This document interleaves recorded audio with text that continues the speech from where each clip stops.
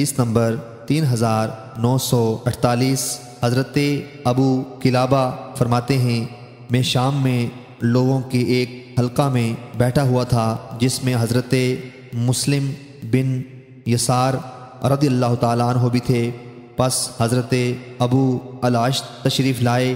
راوی کہتے ہیں لوگوں نے کہا حضرت ابو العشت آ گئے، پس وہ بیٹھ گئے تو میں نے کہا ہمارے ان بھائیوں کو حضرت عبادہ بن صامت رضی اللہ تعالیٰ عنہ کی حدیث سناؤ۔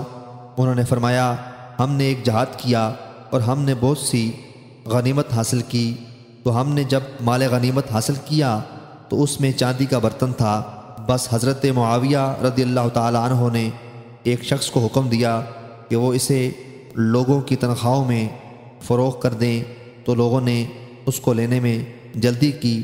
حضرت عبادہ بن صامت رضی اللہ تعالیٰ عنہ کو یہ خبر پہنچی تو وہ کھڑے ہوئے اور فرمایا میں نے رسول اکرم صلی اللہ علیہ وسلم سے سنا آپ نے سونے کے بدلے سونے، چاندی کے بدلے چاندی، گندم کے بدلے گندم، جو کے بدلے جو، کھجور کے بدلے کھجور اور نمک کے بدلے نمک فروخت کرنے سے منع فرمایا، البتہ یہ کہ برابر برابر ہوں اور نقد بنقد ہوں۔ پس جو شخص زیادہ دے یا زیادہ لے تو یہ سود ہے۔ چنانچہ لوگوں نے جو کچھ لیا تھا واپس کر دیا۔ یہ بات حضرت معاویہ رضی اللہ تعالیٰ عنہ کو پہنچی تو وہ خطبہ دینے کے لیے کھڑے ہوئے اور فرمایا ان لوگوں کا کیا حال ہے جو رسول اکرم صلی اللہ علیہ وسلم سے احادیث نقل کرتے ہیں، حالانکہ ہم آپ کے پاس حاضر اور ہم مجلس رہے لیکن ہم نے آپ سے ایسی احادیث نہیں سنی۔